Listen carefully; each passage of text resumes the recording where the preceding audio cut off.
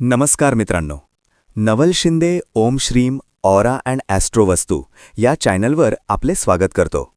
आज आपण अशा एका विषयावर बोलणार आहोत जो तुमच्या जगण्याची पद्धत पूर्णपणे बदलू शकतो. तो म्हणजे ध्यानाची, मेडिटेशनची नेमकी शक्ती. आजच्या धावपळीच्या युगात आपण सकाळपासून रात्रीपर्यंत हजारो विचारांनी वेढलेले असतो.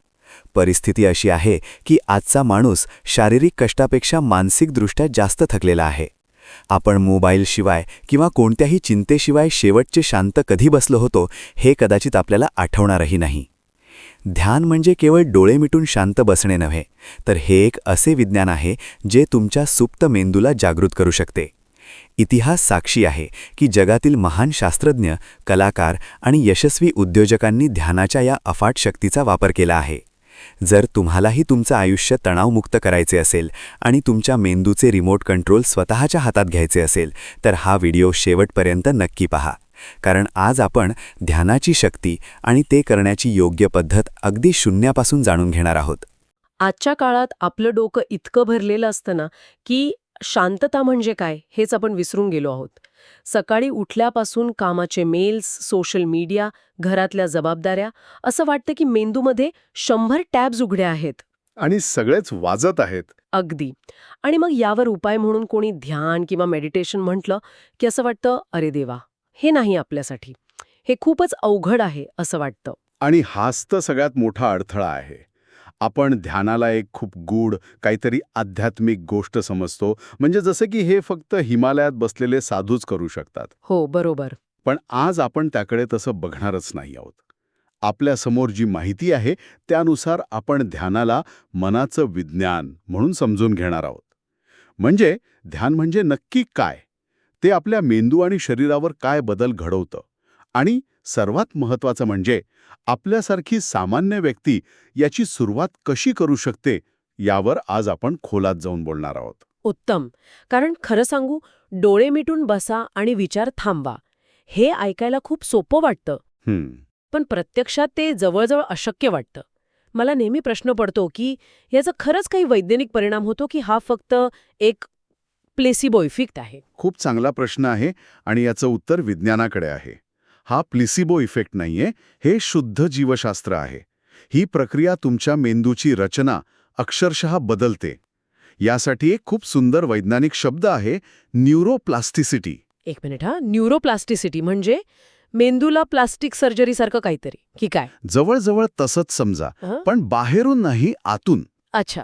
न्यूरोप्लास्टिसिटी म्हणजे मेंदूची लवचिकता, म्हणजे स्वतःला नव्याने घडवण्याची क्षमता. आपला मेंदू काही सिमेंटचा गोळा नाहीये, तो एका ओल्या मातीच्या गोळ्यासारखा आहे. तुम्ही त्याला जसा आकार द्याल तसा तो घडतो. म्हणजे जसं आपण व्यायाम करून आपले स्नायू बळकट करतो तसंच काहीसं? अगदी बरोबर. हे तुमच्या मेंदूसाठीचं एक प्रकारचं जेम आहे. वाव. हार्वर्ड युनिव्हर्सिटीच्या एका स्टडीमध्ये तर हे सिद्ध झालंय की फक्त 8 आठवड्यांच्या सरावाने मेंदूतला ग्रे मॅटर वाढतो. हा ग्रे मॅटर आपली स्मरणशक्ती, शिकण्याची क्षमता आणि भावनांवर नियंत्रण ठेवण्यासाठी जबाबदार असतो. थांबा, तुम्ही म्हणताय की ध्यान केल्याने मेंदूचा एक भाग वाढतो, हे तर अविश्वसनीय वाटतंय. पण मी असंही ऐकलंय की एक भाग लहान होतो. हे कसं शक्य आहे? ते धोकादायक नाही का? हाच तर यातला सगळ्यात इंटरेस्टिंग भाग आहे. जो भाग लहान होतो तो आहे ॲमिग्डाला. हा आपल्या मेंदूतील बदामच्या आकाराचा एक छोटासा भाग आहे, जो आपल्या शरीराचा अलार्म सिस्टम आहे. Alarm system? हो, म्हणजे खरं संकट आलं की तो आपल्याला सावध करतो. पण आजच्या जीवनात बॉसचा राग, ट्रॅफिक जॅम किंवा सोशल मीडियावरची एखादी कमेंट, यालाही तो संकट समजून अलार्म वाजवायला लागतो. म्हणजे जशी गाडीची अलार्म सिस्टम, जी कधी कधी मांजर जवळून गेलं तरी वाजायला लागते. पण तुम्ही छोट्या छोट्या गोष्टींवरून घाबरणार नाही, चिडचिड करणार नाही. म्हणजे आपण जैविकदृष्ट्याच एक शांत व्यक्ती बनू लागतो. अगदी. वा. म्हणजे मेंदूत होणारे हे बदल फक्त मानसिक पातळीवर थांबत नाहीत, याचा शरीरावरही काही परिणाम होतो का? म्हणजे हॉर्मोन्सवर वगैरे? नक्कीच. मेंदूत होणारे हे बदल तुमच्या संपूर्ण शरीरात पसरतात. जेव्हा आपला अलार्म सिस्टम सतत वाजत असतो तेव्हा शरीर कॉर्टिसॉल नावाचा स्ट्रेस हार्मोन तयार करतं. ऐकलं याबद्दल. थोड्या वेळासाठी हे ठीक आहे, पण सततच्या तणावामुळे हा हार्मोन शरीरात विषासारखं काम करायला लागतो. तो तुमची इम्युनिटी कमी करतो, पचनक्रिया बिघडवतो. ध्यान या कॉर्टिसॉलची पातळी नैसर्गिकरित्या खाली आणतं. आणि त्या बदल्यात चांगले हॉर्मोन्स वाढवत असेल नाही का? बरोबर. ध्यान डोपामाइन आणि सेरोटोनिन सारखे हॅपी हॉर्मोन्स वाढवतं, ज्यामुळे आपल्याला आतून आनंदी आणि उत्साही वाटतं. म्हणूनच म्हणतात की नियमित ध्यान करणाऱ्यांच्या चेहऱ्यावर एक वेगळीच चमक दिसते. ही काही जादू नाहीये. खरंय. आतली रासायनिक फॅक्टरी योग्य काम करत असेल तर त्याचा परिणाम चेहऱ्यावर दिसणारच. ठीक आहे. म्हणजे आता मी पूर्णपणे सहमत आहे की हे करायलाच हवं. पण इथेच खरी अडचण येते. कसं करायचं? म्हणजे नक्की कधी करायचं? जमिनीवरच बसायला हवं का? पद्मासन घालायलाच हवं का? या छोट्या छोट्या गोष्टींमुळेच सुरुवात करणं अवघड वाटतं. आणि म्हणूनच तयारीचे काही सोपे टप्पे समजून घेणं महत्वाचं आहे. पहिला टप्पा आहे वेळेची निवड. शास्त्रांमध्ये ब्रह्ममुहूर्त म्हणजे सूर्योदयाच्या साधारण 1.5 तास आधीची वेळ सर्वोत्तम मानली आहे. कारण तेव्हा निसर्गात शांतता असते, हवेत ऑक्सिजन जास्त असतो. पण आजच्या काळात ते सगळ्यांना शक्य नाही. मी तर त्या वेळेत गाढ झोपेत असते. बरोबर. आणि म्हणूनच एक गोष्ट लक्षात ठेवायची. वेळेपेक्षा सातत्य जास्त महत्वाचं आहे. अच्छा. ब्रह्ममुहूर्तावर उठलं नाहीत तरी चालेल, पण रोज एक ठराविक वेळ निवडा. सकाळची वेळ उत्तम, कारण मन ताजं असतं. पण तेही शक्य नसेल तर संध्याकाळची निवडा. महत्वाचं काय तर रोज एकाच वेळी करणं. म्हणजे मन आणि शरीर दोघांनाही त्याची सवय लागते. ठीक आहे. म्हणजे सातत्य. आता जागेबद्दल काय? घरातला एक शांत कोपरा निवडा. अशी जागा जिथे पुढची 15-20 मिनिटं तुम्हाला कोणी डिस्टर्ब करणार नाही. सुरुवातीला आपलं लक्ष इतकं चंचल असतं की मिक्सरचा आवाज किंवा बाहेरचा हॉर्नचा आवाजही आपल्याला विचलित करू शकतो. हो, हे खरंय. शक्य असल्यास ती जागा फक्त ध्यानासाठीच वापरावी. म्हणजे त्या जागेत एक प्रकारची शांत ऊर्जा तयार होते. आणि सगळ्यात महत्वाचं, बसायचं कसं? मला तर 5 मिनिटांपेक्षा जास्त वेळ मांडी घालून बसता येत नाही. ही पण एक मोठी गैरसमजूत आहे. तुम्हाला पद्मासन किंवा कोणत्याही अवघड आसनात बसायची अजिबात गरज नाही. अरे वा. सगळ्यात महत्वाची एकच गोष्ट आहे, तुमचा पाठीचा कणा सरळ असला पाहिजे. ताठ पण आरामदायक स्थितीत. हां. याचं कारण असं की आपली संपूर्ण चेतासंस्था पाठीच्या कण्यातूनच मेंदूपर्यंत पोहोचते. कणा सरळ ठेवल्याने ऊर्जेचा प्रवाह सुरळीत राहतो आणि झोप येत नाही. तुम्ही अलर्ट राहता. म्हणजे मी खुर्चीवर बसूनही ध्यान करू शकते? हो, नक्कीच. आरामात खुर्चीवर बसा. फक्त 2 गोष्टी लक्षात ठेवा. तुमचे पाय जमिनीला पूर्ण टेकलेले असावेत आणि पाठ खुर्चीला न टेकवता सरळ ठेवावी. आणि हो, या सगळ्या तयारीच्या आधी एक आधुनिक नियम पाळणं खूप गरजेचं आहे. Digital detox. म्हणजे मोबाईल बाजूला ठेवणे? हो, पण फक्त ध्यानाला बसण्यापूर्वी नाही, तर किमान 15 मिनिटं आधी. अच्छा. धावपळीच्या कामातून उठून थेट ध्यानाला बसणं म्हणजे 100च्या स्पीडने चालणारी गाडी अचानक ब्रेक दाबून थांबवण्यासारखं आहे. हो, बरोबर. गाडीला जसं हळू करावं लागतं तसं मनालाही शांत होण्यासाठी थोडा वेळ द्यावा लागतो. हे 15 मिनिटांचं डिजिटल डिटॉक्स मनाला त्यासाठी तयार करतं. ठीक आहे. म्हणजे वेळ ठरली, जागा निवडली, पाठीचा कणा सरळ ठेवून बसले आणि मोबाईलही 15 मिनिटं आधीच दूर ठेवला. आता मी डोळे मिटले आणि मनात विचारांचं वादळ सुरू झालं. काल बॉस काय म्हणाला, उद्या काय करायचंय, 5 वर्षांपूर्वी ती चूक का केली? हे सगळं एकाच वेळी? हो. आणि त्या क्षणी वाटतं की मी काहीतरी चुकीचं करतेय. या विचारांना थांबवायचं कसं? आणि हाच तो क्षण आहे जिथे 90% लोक ध्यान करणं सोडून देतात. खरंय. कारण त्यांना वाटतं की त्यांचं मन शांत होत नाहीये, म्हणजे ध्यान जमत नाहीये. पण सगळ्यात मोठी क्रांतिकारी कल्पना ही आहे की ध्यानाचा उद्देश विचारांना थांबवणे हा नाहीच. काय? 1 मिनिट. विचारांना थांबायचं नाही, मग काय करायचं? आपलं मन हे एक विचारांचं कारखाना आहे. त्याचं कामच विचार निर्माण करणं आहे. तुम्ही त्याला जबरदस्तीने बंद करू शकत नाही. ध्यानाचा खरा अर्थ विचारांशी लढणं नाही, तर त्यांच्याकडे तटस्थपणे पाहणं आहे. यालाच साक्षी भाव असं म्हणतात. साक्षी भाव म्हणजे? कल्पना करा की तुम्ही एका व्यस्त रस्त्याच्या कडेला फुटपाथवर उभ्या आहात. समोरून गाड्या येत आहेत, जात आहेत. काही स्पोर्ट्स कार आहेत, काही जुन्या बसेस आहेत, काही ट्रक आहेत. तुम्ही काय करता? तुम्ही फक्त पाहता.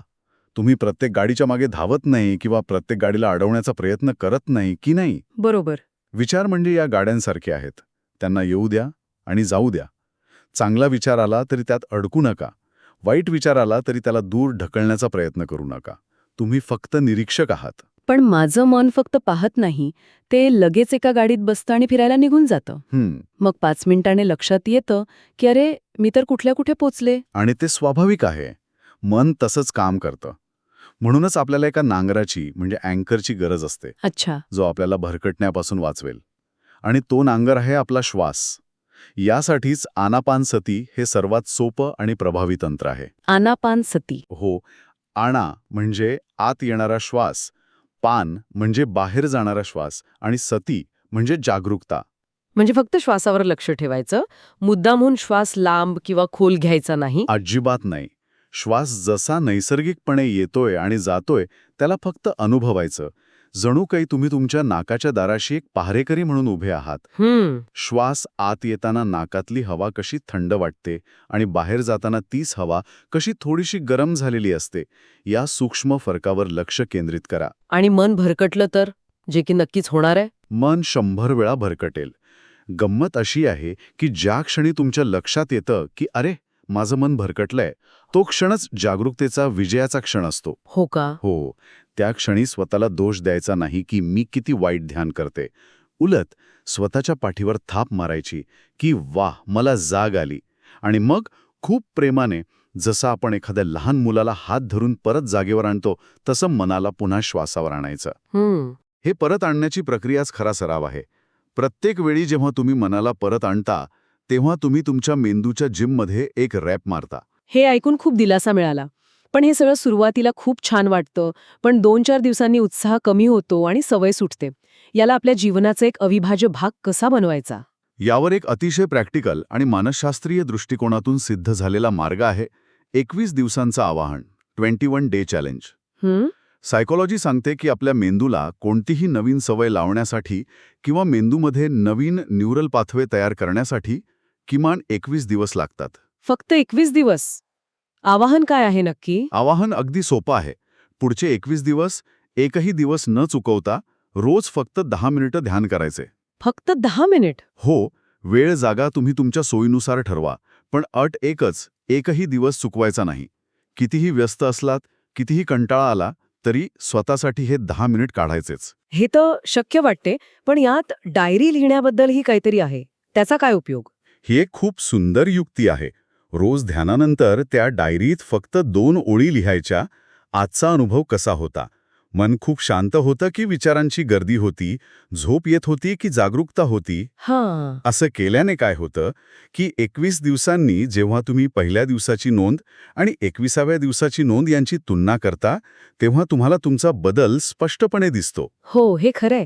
आपल्याला स्वतःलाच पुरावा मिळतो की ही प्रक्रिया काम करत आहे. अगदी.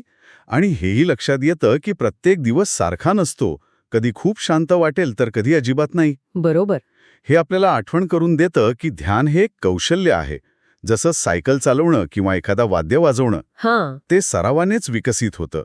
ते गाठण्याचं अंतिम ठिकाण नाही, तर तो एक आयुष्यभराचा प्रवास आहे. आणि 21 दिवसांनी ती सवय तुमच्या दिनक्रमाचा भाग बनेल, जसं ब्रश करणं.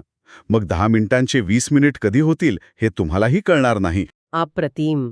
म्हणजे आज आपण सुरुवातीला ध्यानाबद्दलच्या शंकेपासून सुरुवात केली आणि आता ते एक व्यावहारिक, वैज्ञानिक आणि सहज करता येण्याजोगं कौशल्य आहे इथपर्यंत पोचलो आहोत. आपण पाहिलं की ते न्यूरोप्लास्टिसिटीद्वारे आपल्या मेंदूची रचना बदलते आणि आपल्याला जैविकदृष्ट्या शांत बनवते. आपण हेही पाहिलं की सुरुवात करण्यासाठी कोणत्याही अवघड गोष्टींची गरज नाही. फक्त सातत्य, शांत जागा आणि सरळ पाठीचा कणा पुरेसा आहे. आणि सरावादरम्यान विचारांशी न भांडता त्यांना साक्षी भावाने पाहणं आणि लक्ष भरकटल्यास त्याला प्रेमाने पुन्हा श्वासावर आणणं, हाच खरा सराव आहे. आणि या चांगल्या सवयीला जीवनाचा भाग बनवण्यासाठी 21 दिवसांचं आव्हान हा एक जबरदस्त मार्ग आहे. रोज फक्त 10 मिनिटं, पण सातत्याने. या सगळ्या माहितीच्या शेवटी एक खूप सुंदर विचार आहे, जो प्रत्येकाने सोबत घेऊन जाण्यासारखा आहे. एक शांत व्यक्ती एक शांत कुटुंब घडवते आणि शांत कुटुंबांमधून एक शांत समाज निर्माण होतो. खरंच.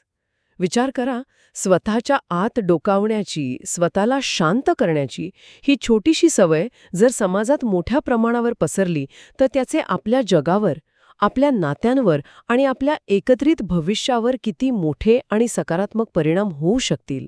मित्रांनो, ध्यानाचा हा प्रवास म्हणजे केवळ 10-15 मिनिटांची कृती नसून तो स्वतःला शोधण्याचा एक प्रवास आहे. बाहेरच्या जगात आपण खूप काही मिळवले आणि खूप काही गमावले असेल, पण खरा खजिना तुमच्या अंतर्मनातच लपलेला आहे. लक्षात ठेवा, एक शांत व्यक्तीच एक शांत कुटुंब आणि पर्यायाने शांत समाज घडवू शकते. म्हणूनच आज मी तुम्हाला एक 21 दिवसांचे आवाहन देत आहे. रोज केवळ 10 मिनिटे स्वतःसाठी काढा आणि ध्यान करा. जर तुम्ही हे आवाहन स्वीकारायला तयार असाल तर नवल शिंदे ओम श्रीम ऑरा अँड ॲस्ट्रो वास्तू या चॅनलला सबस्क्राईब करा, आपल्या मित्रांबरोबर शेअर करा व कमेंट बॉक्समध्ये आत्ताच आय ॲक्सेप्ट द चॅलेंज असे लिहा. कारण तुमची ही एक कमेंट तुमची वचनबद्धता वाढवेल आणि कोणाचे तरी आयुष्य बदलण्यासाठी प्रेरणा ठरेल. उठा, जागे व्हा आणि जोपर्यंत तुम्ही तुमच्या अंतर्मनातील परमशांती मिळवत नाही तोपर्यंत थांबू नका. भेटूया पुढच्या व्हिडिओमध्ये एका नवीन ऊर्जेसह. तोपर्यंत आपल्या श्वासांचे निरीक्षण करत रहा आणि नेहमी हसत रहा. जय हिंद, जय महाराष्ट्र.